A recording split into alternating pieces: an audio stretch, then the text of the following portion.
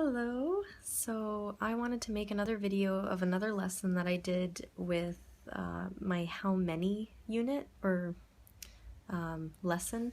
So this is for grade 5 and it's the how many unit, I think it's unit 3, I think in the textbook. Anyways, so the last video I made, I had a rock, scissors, paper game where each student had 3 coins, and then whoever won, they would get a coin from the loser. And I had a second hour of this class, the next visit that I came, and I wasn't sure what to do.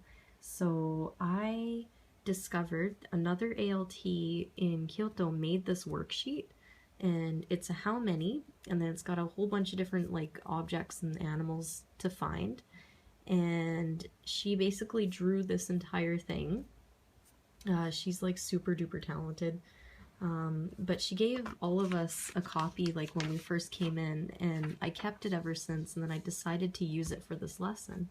So the first thing we would do is count 1 to 20 on the chalkboard or whiteboard, and then I would get the kids to say it on their own, and then I'd get them to repeat me because some words they still wouldn't say correct. So an example is 15, they would say 15.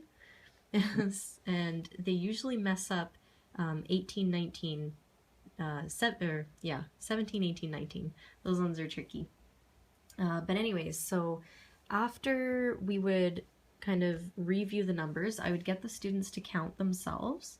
So yeah, they would start at one desk, and then they'd move to the next and the next and the next. And so they'd be like, this student would say 1, the student would say 2, the student would say 3, and then we'd go to the end.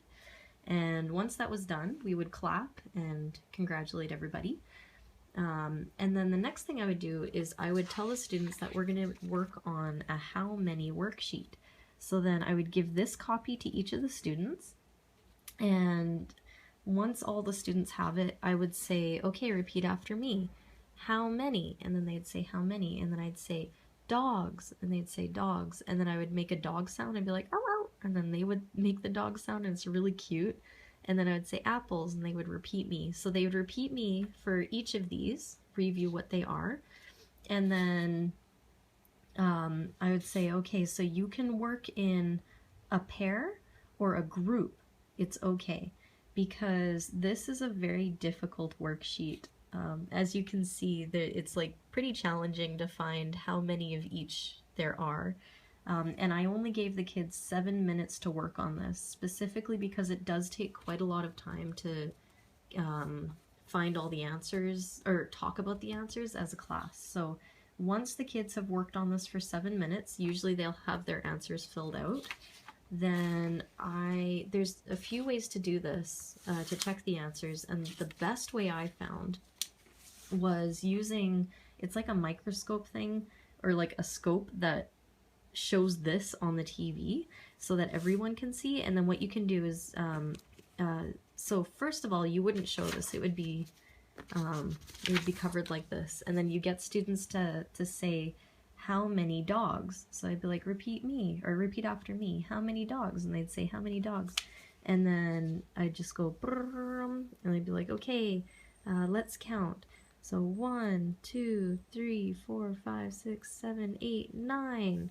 There are 9 dogs. And then the students would like, you know, circle it if it's right, or correct it, or whatever. And then I'd keep doing that. So I'd say, get them to repeat how many apples, and then I'd move this up, and then we'd count how many apples, and then I'd be like 12 apples.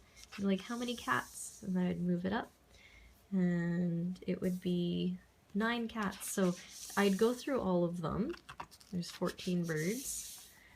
There's 3 boats, and coloring them makes it super visually easy to count.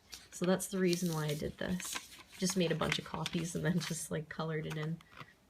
6 monkeys, 10 fish, there's 6 books, and 20 hearts. There's a secret heart here in the tree.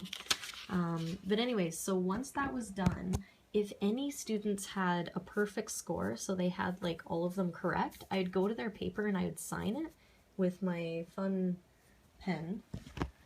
which is over here, this one. I bought this at a stationery place here in the mall, and it comes with all these fun colors, so you can get the student to choose what color they want, and then you can just sign it. And after class, I always have like a free sign, so if they want me to sign anything, that way it's fair for everybody. But anyways, so once that's done, I say this is my present to them, and they can color it if they want. And the next thing I do, so usually this worksheet itself would take about 20 minutes, which means we have about 25 minutes left, or 20 minutes after the warm-up. So I would play this game. So this is different. So it's still rock, scissors, paper. So we would review this, we'd practice a few times, and after reviewing that, while the students were working on this, I would draw a board game layout on the whiteboard or chalkboard, and then I would have two magnets, and then I would indicate group A and group B. And how this works is you split the class in half. So half the students are group A and the other half are group B. And what you do is you'd get one student from each group to stand up, and they would play rock, scissors, paper, 1, 2, 3, with each other, and then the winner gets to choose a card, and they don't know what number. Like, I mix it, shuffle it, and then they choose it, and say it's this one. They would show it to their classmates, their teammates, and they'd say 2, and then their team's magnet gets to move 2 squares, and then the next student would stand up, and then from each group, and they would play rock, scissors, paper, and then they can choose a card, and 3. So then they would move 1, 2, 3, and the numbers that I have here are just 1, 2, 3. That way the game doesn't finish super fast, and every student gets a turn. And at the very end, if they're still not finished, then myself, I would take team A or B, and my partner teacher would take team A or B, and then we would play rock, paper, scissors, and the kids love it, because rock, paper, scissors here is like a huge thing in schools, especially for elementary. The kids just like, they use it all the time for everything, so they're super into that. So this game is quite fun, and yeah, so that's basically how to play this. And then even if you don't finish the board game or the race, whoever is closest to the finish, we usually say that they are the champions, and then we congratulate everybody, of course, and then we finish our class. So anyways, that is that's it. And if you wanted a copy of this worksheet, just send me a message and I can send you like maybe a photograph of it, and then you'd have to print it as a picture, because this is hand drawn by the ALT, it's not digitally uploaded, so I'll have to do that for you guys. But anyways, yeah, so that's another lesson that I've done. Thank you very much for watching, and we'll see you next time. Bye!